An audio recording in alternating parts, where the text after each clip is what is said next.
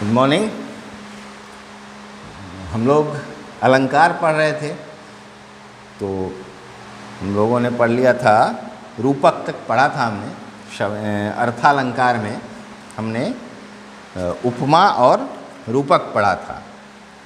आपने समझा कि उपमा में एक गुण की तुलना की जाती है किसी बड़े गुण वाले के साथ। और एक सेकेंड,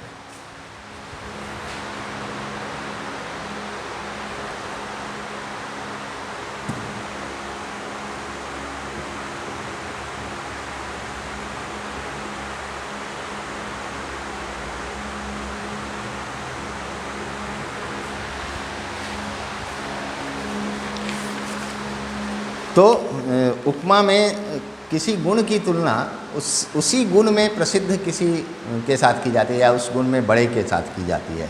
जैसे चंद्रमा से मुख की तुलना करना, मोटापे की हाथी से तुलना करना, तो इस तरह से उपमा होता है।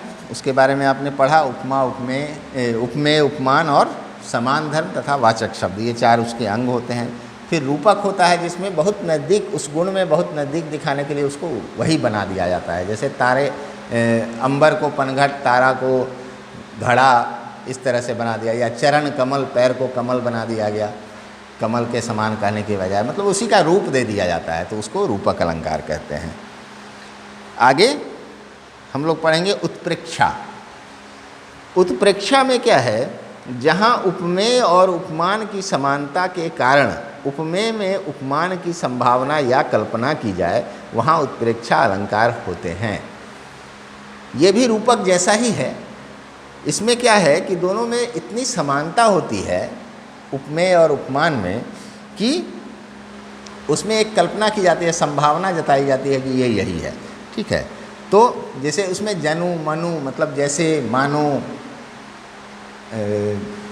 उसके लिए मैं आगे उदाहरण बताता हूँ, अभी अचानक से दिमाग में नहीं आ रहा है, पहले इसको पढ़ लेते हैं एक बार। जहाँ उपमेय और उपमान की समानता के कारण उपमेय में उपमान की संभावना या कल्पना की जाए, वहाँ उत्प्रेक्षा अलंकार होता है। इसके वाचक शब्द हैं मनु, मानो, जनु, जनहु, जानो, मनहु आदि। एक बात और बताता हूँ, ज़्यादातर जो उदाहरण होते हैं वो शुद्ध हिंदी में नहीं होते हैं, वो अवधी, ब्रज भाषा, ये सब में होते हैं ज़्यादातर। तो आपको ये पहचान चिन्ह भी दिमाग में रखना है, क्योंकि सभी भाषाओं का ज्ञान उतना नहीं हो पाता है आज के समय में।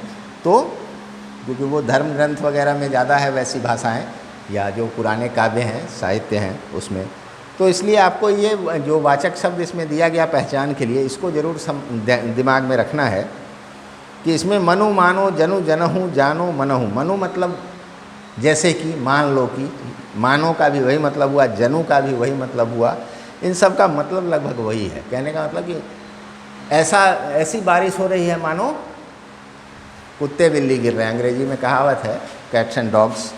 तो वो उत्प्रेक्षा अलंकार हुआ, जो वो कहावत है।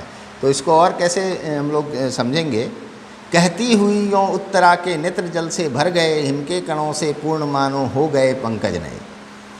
बोलते हुए उत्तरा की आँख ऐसे पानी जल से ऐसे भर गए, आंसुओं से ऐसे भर गए, जैसे मानो जो कमल का फूल नया नया खिला हो और उस पर हिम के कण, बर्फ़ के कण गिर गए, उससे वो भर गया हो, ऐसी उसकी आंखें भर गई आंसू से, कुछ कहते कहते। यहाँ उत्तरा के अश्रुपूरित नेत्र उपमेय हैं। अश्रुपूरित मतलब आंसू से भरी हुई आँखें, और हिमकर्ण से पूरित पंकज उपमान है। हिमकर्ण से, बर्फ़ के कणों से भरा हुआ कमल का फूल उपमान है, उससे उसकी तुलना की जा रही है। लेकिन यहाँ उपमेय में उपमान की संभावना मानोवाचक शब्द के द्वारा की गई है। इसमें वाचक शब्द मानो है, तो यहाँ संभावना व्यक्त करे, जैसे कि उसके आँख ऐसे भरा है आंसुओं से, जैसे कि किसी कमल के फूल में बर्फ़ के कण भर गए। तो जैसे कि मैंने बोला, तो उस तरह से जब भी कहा जाए तो वो संभावना व्यक्त करना हुआ, तो ये, या कल्पना करना हुआ, तो ये उत्प्रेक्षा अलंकार है। बड़ा सरल, बस समझने की बात है। अन्य उदाहरण देख लीजिए। उस काल मारे क्रोध के तन कांपने, उसका लगा मानो हवा के जोर से सोता हुआ सागर जगा। उस समय क्रोध के मारे उसका तन ऐसे कांपने लगा जैसे शांत सागर में हवा बहुत ज़ोर से आती है तो उसकी लहरें ऐसे ऐसे थरथराने लगती है। तो जैसे मानो, ये कह के जब हम बात करते हैं तो वो उत्प्रेक्षा अलंकार है। सोहत ओढ़े पीतपट श्याम सलोने ज्ञात मनो नील मणिशैल पर आतप प्रयोग प्रभात। कृष्ण जो हैं, श्याम जो हैं, नहीं श्याम नहीं, श्याम मैं उतना काला नहीं हूँ। कृष्ण जो है वो पीले वस्त्र पहनकर ऐसे लग रहे हैं, उनका जो श्याम सलोना गाल, श्याम मतलब काला होता है एक्चुअली, तो उनका श्याम यानी काले रंग का सुंदर जो शरीर है, गात मतलब शरीर, उस पर पीला वस्त्र ऐसे शोभा दे रहा है, ऐसे शोभित हो रहा है जैसे कि या मानो सुबह सुबह किसी नीलमणि, नीलम के चट्टान पर सूर्य की रोशनी पड़ रही है। कृष्ण इतने काले थे कि वो नीले थे, मतलब काला का सीमा पार करके नीले थे, ठीक है। तो उस पर पीला वस्त्र ऐसे शोभा दे रहा था मानो किसी नीलम के चट्टान पर सुबह के सूर्य की रोशनी पड़ रही है।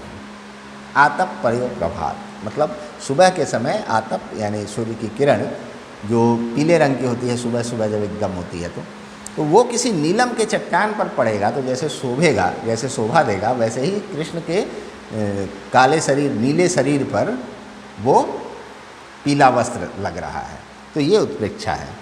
पाहुन ज्यों आए हों गांव में शहर के, मेघ आए बड़े बंठन के संवर के। मेघ ऐसे बंठन के संवर के आ रहे हैं, मतलब ऐसी घटा उठी है मानो लग रहा हो कि कोई दामाद जो होता है जमाई, वो शहर में रहने वाला है और वो गांव में जब शहर का कोई आदमी आता है, खास करके किसी रिश्तेदारी में, खास करके अपने ससुराल अगर गांव में जा रहा है कोई शहर में रहने वाला दामाद, तो वो गॉगल वगैरह लगा के जीन्स वीन्स झाड़ के केस वेस थोड़ा स्टाइल में करके ही जाता है, अपना जो भी उसका सर्वश्रेष्ठ प्रदर्शन होता है वो करता हुआ ही वहाँ पहुँचता है। तो यहाँ कवि उसकी तुलना कर रहे हैं कि बादल इस तरह से सज संवर के आ रहा है जैसे कि शहरी दामाद गांव में आ रहा हो।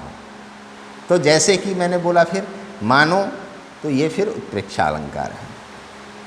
इसी तरह से कई उदाहरण हैं यहाँ। सिर फट गया उसका वहीं मानो अरुण रंग का घड़ा। सिर फट गया और उससे जो खून निकला तो ऐसा लगा जैसे कोई लाल रंग का घड़ा फट गया हो, फूट गया हो या घड़ा हो। तो मानो मतलब इसमें बस आपको याद रखना है कि जैसे कि, मानो, मनु, जनु, ये सब शब्द आएंगे, तो ये उत्प्रेक्षा अलंकार है, ठीक है। तो ये हो गया उत्प्रेक्षा। चौथा है मानवीकरण अलंकार। तो इसके नाम से आप समझ रहे हैं, मानवीकरण, मानव बना देना किसी चीज़ को जो मानव नहीं है, ठीक है। उषा सुनहले तीर बरसती जय लक्ष्मी सी उदित। यहाँ मानवेतर प्राणी यानी जो मानव के अलावा जो प्राणी हैं या जड़ पदार्थ जो निर्जीव चीज़ है, उन पर मानवीय भावनाओं का आरोपण होता है। उनमें उनके माध्यम से मानवीय भावनाएं दिखाते हैं कवि या लेखक, वहाँ मानवीकरण अलंकार होता है। ऐसे सर्वेश्वर दयाल सक्सेना की एक कविता है शाम एक किसान, तो उसमें उन्होंने कहा, उस कविता का मैं आपको एक मूल अर्थ समझाता हूँ कि उसमें कहा उन्होंने जो कि शाम का समय है, पहाड़ है एक, तो पहाड़ की तुलना उन्होंने किसान से की। किसान मानो पहाड़ हो गया, तो किसान है जो कि, और जो सूर्य की लालिमा ऐसे आकाश में लंबी लंबी सी लाइनें दिखती है, वो ऐसा लग रहा है जैसे पगड़ी बांधा हुआ हो किसान ने, और उसके आगे एक नदी बह रही है पहाड़ की तलहटी में, तो वो लग रहा है जैसे घुटनों पर चादर रख के एक आदमी ऐसे बैठा हुआ है। पहाड़ के ऊपर वो सूर्य की लालिमा, लाल लाल ऐसी लकीरें हैं, वो पगड़ी हो गया, और आगे नदी ऐसे बह रही है, तो वो लग रहा है जैसे चादर घुटनों पर रखा हुआ हो, मतलब जाड़े का मौसम है। पलाश का जो वन है वो लग रहा है जैसे ये अंगीठी जल रही है। पलाश का वन पहाड़ की तलहटी में उसके फूल लाल होते हैं, तो वो पूरा ढक जाता है लाल फूलों से। वो यहाँ नहीं दिखता है, वो झारखंड में बहुत सारा दिखता है जंगलों में। तो वो लाल पलाश का जो वन है वो लग रहा है जैसे किसान के आगे अंगीठी रखी हुई है, और डूबता हुआ सूरज एकदम लाल होता है। वो ऐसे डूब रहा है तो लग रहा है ऐसे किसान चिलम पी रहा है, ऐसे उसके चिलम का ऊपरी हिस्सा में जो आग जलती है वो लाल है, ऐसा लग रहा है। अंधेरा जो धीरे धीरे घिरता हुआ आ रहा है, दूर से आपको पहले दूर की चीज़ें दिखनी बंद होगी, फिर धीरे धीरे जैसे जैसे अंधेरा होगा वो ऐसा लग रहा है कि भेड़ों का झुंड घर की ओर आ रहा है। अब मोर बोलता है कहीं से, मोर की एक आवाज़ होती है सीटी बजाने जैसी, वो आवाज़ होता है और सूरज डूब जाता है, जैसे कि चिलम किसान ने औंधा करके रख दिया हो वैसे ही सूरज डूब गया। तो ये उन्होंने पूरा मानवीकरण अलंकार में कविता लिखी है। इसके लिए वो प्रसिद्ध भी हैं जो सर्वेश्वर दयाल सक्सेना।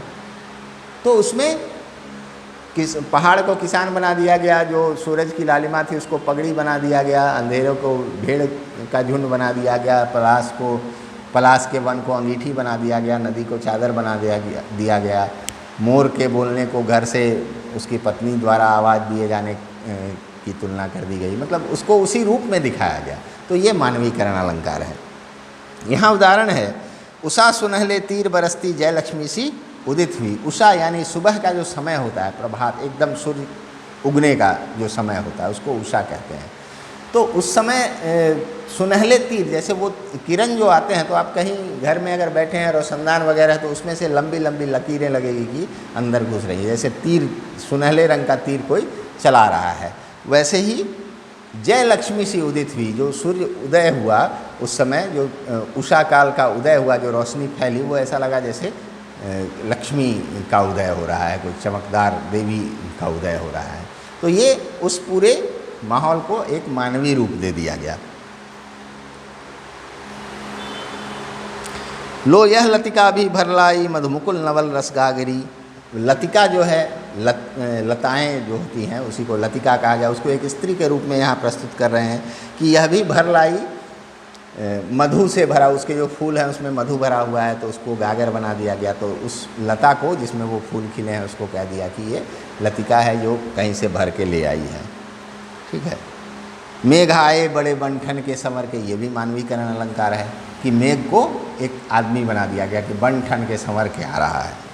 आए महंत वसंत, वसंत जब वसंत ऋतु आता है तो उस समय चारों ओर सुगंध, चारों ओर फूल, लगता है जैसे सजा दिया गया है पूरी प्रकृति को, जैसे किसी महंत का स्वागत हो रहा है। तो बसंत को महंत की संज्ञा दे दी गई। तो ये मानवीकरण अलंकार हुआ। तो जब भी मनुष्य नहीं है लेकिन उससे कुछ मनुष्य जैसा उस पर आरोपित किया जा रहा है, उसको बनाया जा रहा है, तो वहाँ मानवीकरण अलंकार होगा। सीधा सीधा ऐसे आप समझ सकते हैं। उसके बाद है अतिशयोक्ति अलंकार। अतिशयोक्ति कहते हैं बढ़ा चढ़ा कर बोलने को। तो कुछ ऐसी चीज़ें, बातें कही जाती हैं जिनको बड़ा दिखाने के लिए इतना बड़ा कहा जाता है जितना हो नहीं सकता है ऐसे, लेकिन वो समझने के लिए होता है कि ये मतलब बहुत ज़बरदस्त था। तो अब मैंने एक वो कभी पढ़ाया था आपको, चेतक कविता, वो पूरे की पूरी अतिशयोक्ति अलंकार में ही है। चेतक श्याम नारायण पांडे जी की जो कविता है, इसमें जहाँ गुण की या स्थिति का बढ़ा चढ़ा कर वर्णन किया जाए वहाँ अतिशयोक्ति अलंकार होता है। जैसे देख लो साकेत नगरी है यही, स्वर्ग से मिलने गगन में जा रही। साकेत नगरी कहा जाता था अयोध्या को कि ये नगरी यही है जो लग रहा है कि स्वर्ग से मिलने जा रही है। मतलब इतनी ऊंची ऊंची अट्टालिकाएँ हैं यहाँ कि मानो यह स्वर्ग से मिलने जाएगा। तो वहाँ मानो नहीं कहा जाएगा, वहाँ देख लो साकेत नगरी है यही, स्वर्ग से मिलने जा रही। वहाँ मानो जैसे कि नहीं लगाया गया, वहाँ सीधा उसको बना ही दिया गया कि नहीं ये स्वर्ग से ही मिलने जा रहे हैं। मतलब यहाँ बहुत ऊंची अट्टालिकाएँ हैं। ठीक है।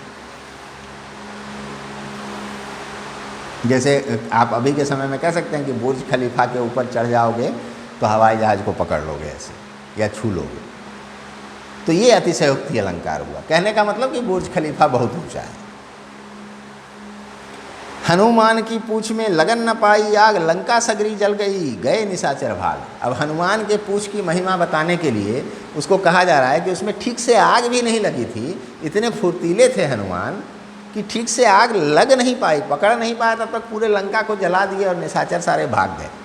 मतलब इतना स्पीड था उनमें, इतनी गति थी कि पूँछ में आग पूरी तरह से पकड़ता, मतलब पूँछ तक पहुँचता आग, उसके ऊपर जो कपड़े वगैरह लपेटे गए थे वो जलता जलता तब तक उन्होंने पूरे लंका को जला दिया। उनके पूँछ तक आग को पहुँचने नहीं दिया, उससे पहले तो बुझा दिया। ठीक है।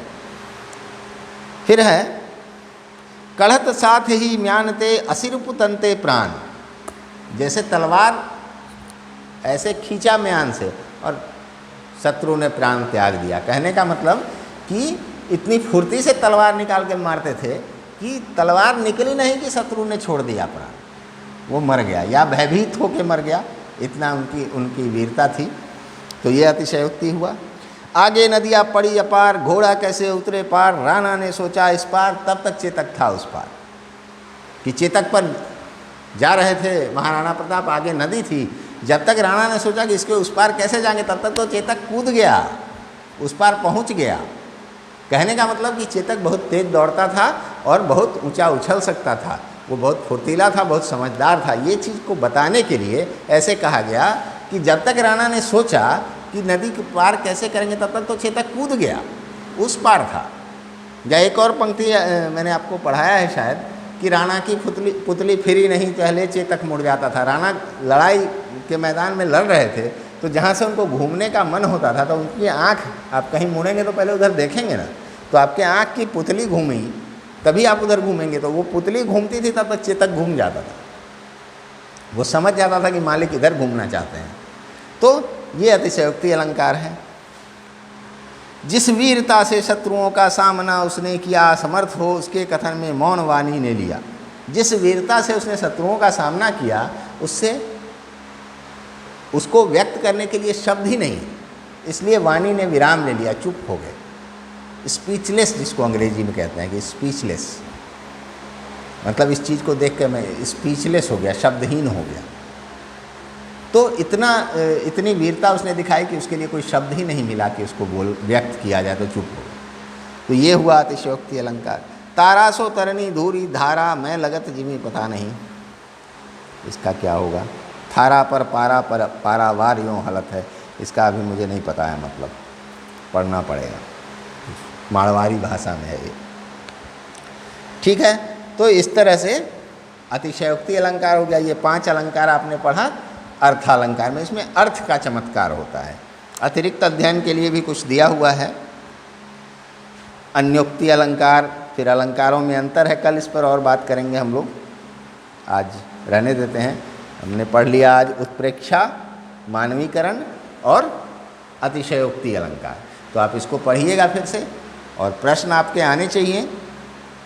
एक किसी ने पूछा विरोधालंकार क्या होता है, पता नहीं मुझे कि विरोधालंकार क्या होता है, मैंने तो पढ़ा नहीं है कहीं, इसमें तो नहीं दिख रहा है कहीं।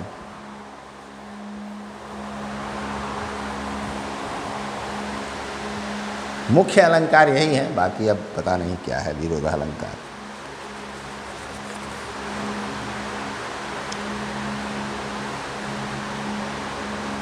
ठीक है।